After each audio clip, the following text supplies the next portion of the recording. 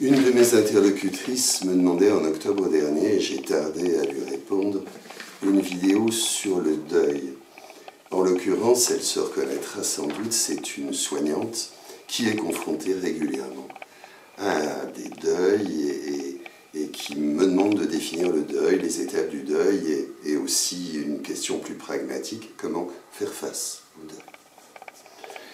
Alors la première chose qu'on peut dire sur le deuil, c'est que bien sûr il s'agit d'une détresse, d'une souffrance, d'une douleur, d'une tristesse qui est liée à la perte. Alors à la perte de quelqu'un ou de quelque chose. On comprend bien quand on a un proche qui est décédé qu'on est en deuil, c'est d'ailleurs un terme qu'on utilise fréquemment.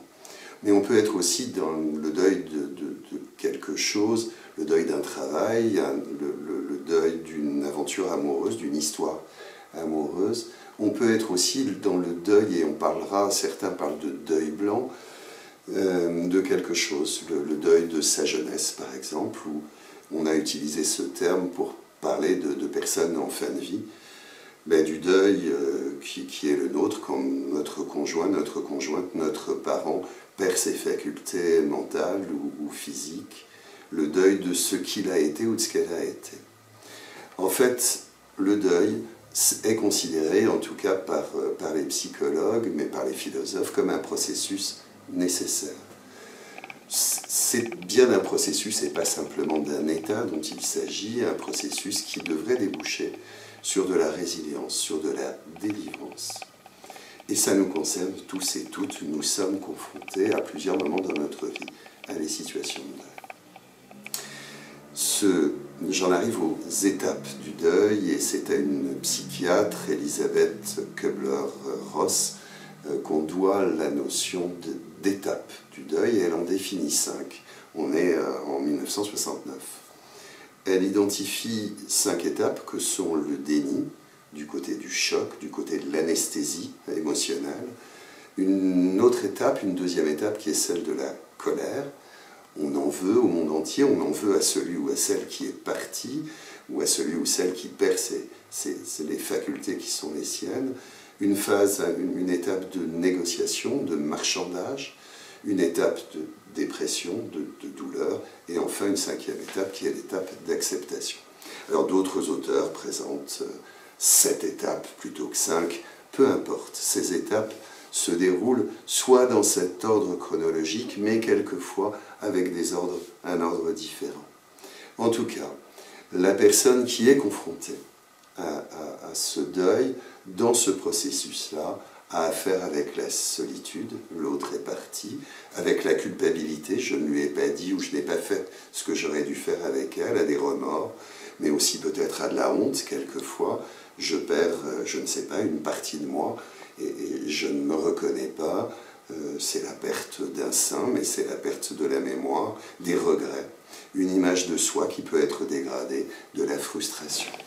En tout cas, ce processus-là est un processus plus ou moins long, mais qui est toujours douloureux. C'est ce qui le caractérise à un moment ou à un autre.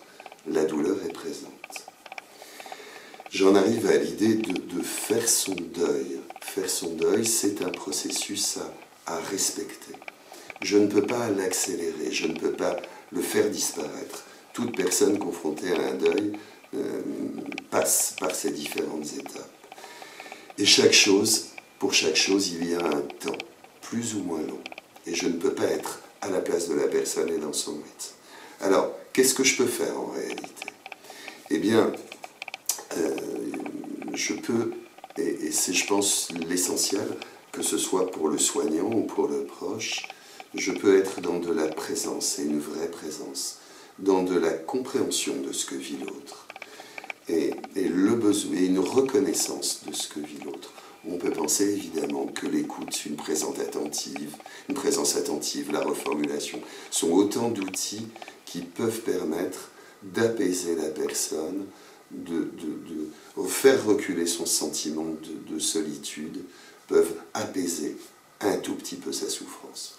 Pour le reste, ça sera un travail psy, le cas échéant, si ce n'est pas le temps qui fait son ouvrage, si la souffrance est trop forte, cette personne aura besoin d'être accompagnée Et l'idée essentielle, c'est de l'apaiser, c'est de la réconcilier, c'est de l'intégrer et de permettre l'intégration en soi de l'absent, recadrer sur la gratitude, recadrer sur les bénéfices que nous avons pu avoir à connaître la personne, lui permettre de comprendre et de se connecter ou de se reconnecter avec son ressenti.